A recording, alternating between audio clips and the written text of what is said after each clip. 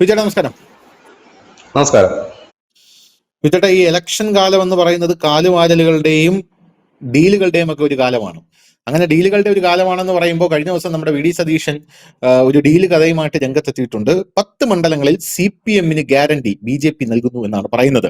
10 മണ്ഡലങ്ങളിൽ നൽകുന്നില്ലെങ്കിലും ഒരു മണ്ഡലത്തിൽ എനിക്കറിയാം, അത് തൃക്കരിപ്പൂരാണ്. കഴിഞ്ഞ ദിവസം സോഷ്യൽ മീഡിയയിൽ മൊത്തം ഇപ്പൊ വമ്പൻ ക്യാമ്പയിൻ നടക്കുകയാണ്. കാരണം തൃക്കരിപ്പൂർ BJPക്ക് 10,000 വോട്ടുണ്ട്. സോഷ്യൽ മീഡിയ ക്യാമ്പയിൻ എന്ന് പറയുന്നത് തൃക്കരിപ്പൂരിൽ PP മുസ്തഫയ്ക്ക് 10,000 വോട്ടിൽ നിന്ന് എണ്ണി തുടങ്ങാം എന്നാണ്. കാരണം BJPയുടെ 10,000 വോട്ട് നിങ്ങൾക്കാണ് എന്നുള്ള രീതിയിൽ അത് കണ്ടു. അത് സ്വാഭാവികമായിട്ടുള്ള ഒരു നീക്കം മാത്രമാണ്. എന്റെ ഒരു തിരഞ്ഞെടുപ്പിൽ എന്റെ ഒരു ഒരു ആഗ്രഹമല്ല, എന്റെ ഒരു എന്താ പറയാ, ഒരു ഇതെന്ന് പറയുന്നത്, ഒരു പാർട്ടിയിൽ നിന്ന് വേറൊരു പാർട്ടിയിലേക്ക് ആ പാർട്ടിയെ വഞ്ചിച്ച് പോകുന്നവരാരും ഇതിനകത്ത് ജയിക്കാൻ പാടില്ല. കാരണം അവർ നാടിനെ സേവിക്കാൻ പോകുന്നവരല്ല, അവരവരുടെ ആശയത്തിന് വേണ്ടി നിൽക്കുന്നവരല്ല, ആമാശയത്തിന് വേണ്ടി നിൽക്കുന്നവരാണ്. അതുകൊണ്ട് അവർ ജയിക്കാൻ പാടില്ല എന്നുള്ളതാണ് എന്റെ നിലപാട്. ഇനിയിപ്പോ അവരാരായിരുന്നാലും ശരി തന്നെയാണ്.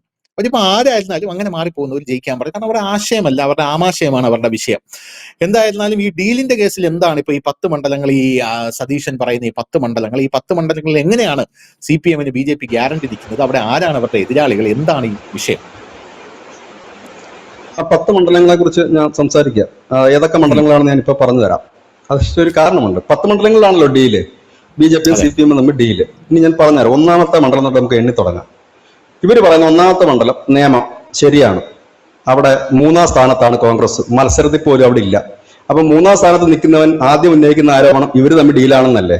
കാരണം 3-ാം സ്ഥാനക്കാരന് പിന്നെ പ്രത്യേകിച്ച് റോളൊന്നും അവിടെ ഇല്ല. അതാണ് ഒന്നാമത്തെ മണ്ഡലം. കോൺഗ്രസ് ഇല്ല, പിക്ചറിലില്ല 3-ാം സ്ഥാനം. കഴക്കൂട്ടം കോൺഗ്രസ് 3-ാം സ്ഥാനം, പിക്ചറിലില്ല, ഡീലെന്ന് പറയാം. 2 മണ്ഡലമായി. വട്ടിയൂർക്കാവ് BJP ആണ് 2-ാം സ്ഥാനം, 3-ാം സ്ഥാനത്താണ് കോൺഗ്രസ്. അവർക്ക് അവിടെയും സുന്ദരമായി തന്നെ പറയാം ഡീലാണെന്ന്. പിക്ചറിലില്ലാത്തവരാണ്. 3ഇടത്തും കോൺഗ്രസ് ഇല്ല. ആറ്റിങ്ങൽ 4-ാമത്തെ മണ്ഡലം, കോൺഗ്രസ് 3-ാം സ്ഥാനത്താണ്, 2-ാം സ്ഥാനത്ത് BJP ആണ്. അവിടെയും സുന്ദരമായി തന്നെ പറയാം ഡീലാണെന്ന് പറയാൻ കഴിയും. ഇപ്പോൾ നെടുമങ്ങാട് കോൺഗ്രസിനുള്ളിൽ തമ്മിത്തല്ലും ഉരുൾപൊട്ടലും കൊണ്ട് എന്തായാലും സ്ഥിതിയെന്ന് തന്നെ അറിയാൻ മേലാത്ത അവസ്ഥ. അവിടെയും അവർക്ക് പറയാം ഡീലാണ് എന്നുള്ളത്. ചിറയൻകീഴ് ധൈര്യമാർക്ക് അവർക്ക് പറയാം ഡീലാണ്. കാരണം പിക്ചറിലില്ലാത്ത 5 സ്ഥലം തിരുവനന്തപുരത്ത് തന്നെയുണ്ട്. ഇനി ചാത്തന്നൂരേക്ക് വരാം.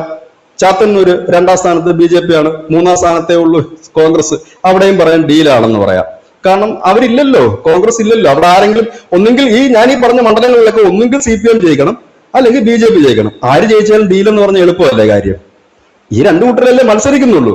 ഞാനും ധനുഷും തമ്മിൽ മത്സരിക്കുമ്പോൾ ഒന്നെങ്കിൽ ധനുഷ് ജയിക്കും, അല്ലെങ്കിൽ ഞാൻ ജയിക്കും. അപ്പോൾ 3-ാമത് നിൽക്കുന്ന ഒരാളുണ്ട്. ആ 3-ാമത് നിൽക്കുന്ന ആളോ ഇവര് തമ്മിൽ ഭയങ്കര കണക്ഷനാണ്. നോക്കിക്കോ, ഇവിടെ BJP ജയിക്കും, ഇല്ലെങ്കിൽ CPM ജയിക്കും എന്ന് പറയും. ഇവിടെ 2 പേരിലാണ് അവിടെ മത്സരിക്കുന്നുള്ളൂ. നീ പിക്ചറിൽ ഇല്ലല്ലോ, പിന്നെ നീ എന്താണ്? അതാണ് ഈ പറഞ്ഞ 5 മണ്ഡലങ്ങൾ അവിടെ ആയില്ലേ. ഇനി പറഞ്ഞ 6-ാമത്തെ മണ്ഡലം ചാത്തന്നൂർ ആയില്ലേ. അവിടെയും പിക്ചറിൽ എവിടെയാണുള്ളത്? അവിടെയും പിക്ചറിലില്ല. ഇനി പറയുന്നത് ഇവര് ഈ പിക്ചറിലില്ലാത്ത സ്ഥലങ്ങളാണ് ഈ 6 മണ്ഡലങ്ങൾ എന്ന് പറയുന്നത്. ഇനി അങ്ങോട്ടേക്ക് നമ്മൾ പോയി കഴിഞ്ഞാൽ മലമ്പുഴയിൽ ഇവർ എവിടെയാണ് നിൽക്കുന്നത്? 3-ാം സ്ഥാനത്താണ് നിൽക്കുന്നത്. 7-ാമത്തെ മണ്ഡലമായില്ലേ മലമ്പുഴയിൽ നിൽക്കുമ്പോൾ. ഇനി അവിടുന്ന് വിട്ട് മുമ്പോട്ട് പോകുമ്പോഴത്തേനും ഇവര് കാസർഗോഡ്, ഇവരുടെ അവസ്ഥ എന്താണ്? മഞ്ചേശ്വരത്ത് ഇവരുടെ അവസ്ഥ എന്താണ്? ഈ പറയുന്ന പാലക്കാട് എന്താണ് അവസ്ഥ? 2-ാം സ്ഥാനത്ത് നിൽക്കുന്നത് CPM 3-ാം സ്ഥാനത്ത്. ഈ പാലക്കാട് ഉദ്ദേശിച്ചാണ് ഇവർ മെയിൻ ആയിട്ട് പറയുന്നത്. എന്നാൽ ഞാൻ പറയുന്നത് ഈ 10 മണ്ഡലങ്ങൾ പാലക്കാടല്ല ഞാൻ പറയുന്നത്. ഞാൻ പറയുന്നത് 10 മണ്ഡലങ്ങൾ കോൺഗ്രസ് 3-ാം സ്ഥാനത്തുള്ള മണ്ഡലങ്ങളെ കുറിച്ചാണ് ഞാൻ പറയുന്നത്. അതായത് 3-ാമത് നിൽക്കുന്നവർ ഒരിക്കലും ഇത് കിട്ടത്തില്ലെന്ന് അറിയാം. 2-ാമത് പോലും അവർ വരില്ല, അവർ വന്നിട്ടില്ല കഴിഞ്ഞ തെരഞ്ഞെടുപ്പിലൊന്നും. അപ്പൊ അവർ പറയും ഡീലാണ് ഇവർ തമ്മിൽ. കോൺഗ്രസോ BJP ജയിക്കും. അതായത് BJP ജയിച്ചാലും പറയും ഡീലാണെന്ന്, കോൺഗ്രസ് ജയിച്ചാലും പറയും ഡീലാണെന്ന്. അത് നേരത്തെ തന്നെ നമ്മൾ പറയില്ല, മുൻകൂർ ജാമ്യം എന്ന നിലയിലാണ് ഈ പറയുന്ന 10 മണ്ഡലങ്ങൾ അവർ കൃത്യമായി തന്നെ എണ്ണി അവർ പറയുന്നില്ല 10 മണ്ഡലങ്ങളെന്ന്. 10 മണ്ഡലങ്ങൾ ഏത് അരിയാഹാരം കഴിക്കുന്നതിനും അറിയാൻ പറ്റും. കോൺഗ്രസ് 3-ാം സ്ഥാനത്തുള്ള മണ്ഡലങ്ങളാണ് ഈ 10 മണ്ഡലങ്ങൾ എന്ന് പറഞ്ഞത്. ആര് ജയിച്ചാലും ഡീലാണെന്ന് പറയാം. CPM ജയിച്ചാൽ പറയാം BJP വോട്ട് മറിച്ചു. കാരണം ഇവിടെ പോകുന്ന വോട്ട് ആരുടെയാണ്? കോൺഗ്രസിന്റെ വോട്ടാണ് പോകുന്നത്. ഇനി വലിയൊരു നാടകം ഇവിടെ അരങ്ങേറുന്നുണ്ട്. SDPI മത്സരിക്കുന്നു. വലിയ കാര്യത്തിലാണ് മാധ്യമങ്ങളൊക്കെ റിപ്പോർട്ട് ചെയ്യുന്നത്. SDPI മത്സരിക്കുന്നുണ്ട്. ആ മഞ്ചേശ്വരത്ത് SDPI മത്സരിക്കുന്നതിന്റെ രാഷ്ട്രീയം എന്താണെന്ന് മനസ്സിലായോ? അതായത് ഞങ്ങൾ ഇപ്രാവശ്യം UDF സഹായിക്കുന്നില്ല എന്ന് വരുത്തി തീർത്തുകൊണ്ട് മാക്സിമം മുസ്ലിംസ് വോട്ടിന്റെ മാക്സിമം മുസ്ലിം വോട്ട് അല്ലെങ്കിൽ മാക്സിമം BJP വിരുദ്ധ വോട്ടുകൾ മുസ്ലിം ലീഗ് സ്ഥാനാർത്ഥിക്ക് ലഭ്യമാകണം. SDPI മത്സരിക്കുന്നുണ്ട്, അപ്പൊ പിന്നെ എന്തായാലും നമ്മൾ ആഞ്ഞിറങ്ങി മുഴുവൻ വോട്ടും UDF സ്ഥാനാർത്ഥിക്ക് തന്നെ ചെയ്യണം എന്നൊരു ട്രെൻഡ് സൃഷ്ടിക്കുന്നതിന് വേണ്ടിയാണ് അവിടെ SDPI ഒരു ഡ്രാമ കളിക്കുന്നത്. SDPI തന്നെ പറയുന്നത് മഞ്ചേശ്വരത്ത് അവർക്ക് 10,000-നടുത്ത് വോട്ടുണ്ടെന്ന്. ഈ വോട്ടെണ്ണുമ്പോൾ അറിയാവുന്ന ഒരു 5,000 പെട്ടി വീടുണ്ട്, എന്നാലല്ലേ SDPI അവിടെ ഉണ്ടെന്ന് മനസ്സിലാകത്തുള്ളൂ. ഇനി അവര് പലയിടത്തും 10 സ്ഥലങ്ങളിലും കണ്ട ഒരു സ്ഥാനാർത്ഥി നിർത്തുന്നു എന്ന് പറയുന്നു. അതായത് ഞങ്ങൾ അറിയാമോ SDP 634 വോട്ട് 10,000 വോട്ടിൽ. 10,000 വോട്ടിൽ. അതായത് ഇവർ നിൽക്കുന്നു എന്ന് പറഞ്ഞിട്ട് ഈ മാധ്യമങ്ങൾ കൂടി ഒരു പേടിപ്പിക്കൽ ഉണ്ടാക്കുക. അപ്പോഴത്തേനും UDF സ്നേഹിക്കുന്നവരൊക്കെ പറഞ്ഞ് SDP ഞങ്ങളുടെ കൂടെ ഒന്നും ഇല്ല, അവർ വേറെയാണ് മത്സരിക്കുന്നത്, അതുകൊണ്ട് എല്ലാവരും കൂടെ ഒത്തും ശ്രമിച്ചാൽ മാത്രമേ BJP തോൽപ്പിക്കാൻ കഴിയൂ, അതുകൊണ്ട് നമുക്ക് ആഞ്ഞ് ശ്രമിക്കണമെന്ന് പറഞ്ഞു. പക്ഷെ ഇത്തവണ ആഞ്ഞ് ശ്രമം എത്രത്തോളം വിജയം കാണുമെന്നുള്ള കാര്യം സംശയത്തിലാണ്. കാരണം അവിടെ ഈ മുസ്ലിം പറയുമ്പോൾ ജാതിയും മതമൊക്കെ പറയുമ്പോൾ ഇപ്പുറത്തെ ഒരു കൺസൾട്ടേഷൻ ഉണ്ടാകുമെന്ന് നമ്മൾ ചിന്തിക്കണം. അതുകൊണ്ടാണ് കഴിഞ്ഞ ദിവസം B. ഗോപാലകൃഷ്ണന്റെ പ്രസ്താവനയ്ക്ക് വലിയ സ്വീകാര്യത തന്നെയാണ് കിട്ടിയത്, ഇല്ലെന്ന് പറയാൻ കഴിയില്ല. മുമ്പൊക്കെ എന്ന് പറഞ്ഞാൽ ഉറഞ്ഞു തുള്ളുന്ന ഒരുപാട് പോസ്റ്റുകൾ വരുമായിരുന്നു, ഒരു പോസ്റ്റും കണ്ടില്ല. ആകെ പോസ്റ്റ് ഇട്ടത് മാത്രം സുഡാപ്പികൾ മാത്രമേ പോസ്റ്റ് ഇട്ടിട്ടുള്ളൂ. അതിനകത്ത് സുഡാപ്പി ചാനലുകളാണ് ചർച്ച ചെയ്തിട്ടുള്ളത്, ഇല്ലെങ്കിൽ അവരുടെ പണം പറ്റുന്ന മറ്റു മാധ്യമങ്ങൾ ചെയ്തിട്ടുണ്ടാകാം. അതല്ലാതെ വേറെ അവിടുത്തെ ജനങ്ങളുടെ കൺസേൺ ആണ് ഞാൻ പങ്കുവെച്ചത്, ജനങ്ങൾ എന്നോട് പറഞ്ഞ കാര്യം.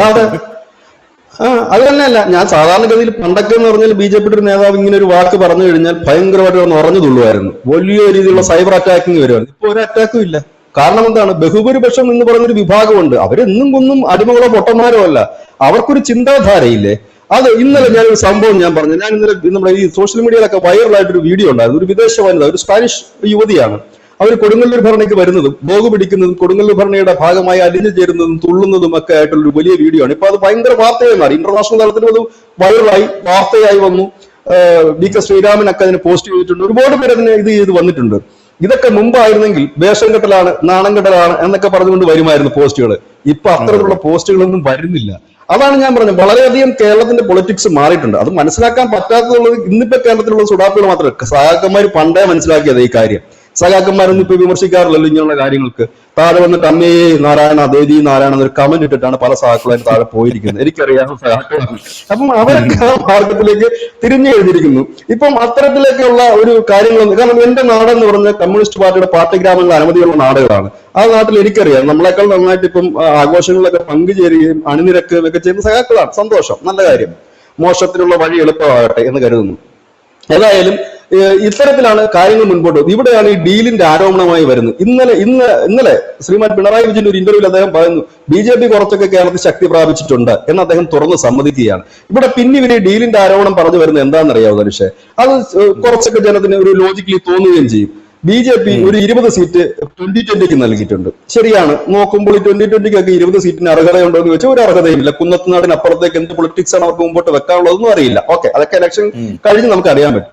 20 സ്ഥലത്ത് സ്ഥാനാർത്ഥികളെ കൊടുത്തിട്ടുണ്ട്, 24 സ്ഥലത്ത് BDJS കൊടുത്തിട്ടുണ്ട്. അങ്ങനെ 44 സീറ്റുണ്ട്. ഈ 44 സീറ്റില് ഇത് ഒരു അഡ്ജസ്റ്റ്മെന്റ് ആണ്. ദുർബലരായ സ്ഥാനാർത്ഥികൾ, ശരിയാണ്. 2020 സ്ഥാനാർത്ഥികളൊക്കെ നോക്കിക്കഴിഞ്ഞാൽ നമുക്ക് അറിയാൻ പറ്റും, സിനിമാ താരങ്ങളും പിന്നെ അങ്ങനെയൊക്കെയുള്ള ആളുകളാണ് കൂടുതലായിട്ട് അതിനകത്ത് വരുന്നത്.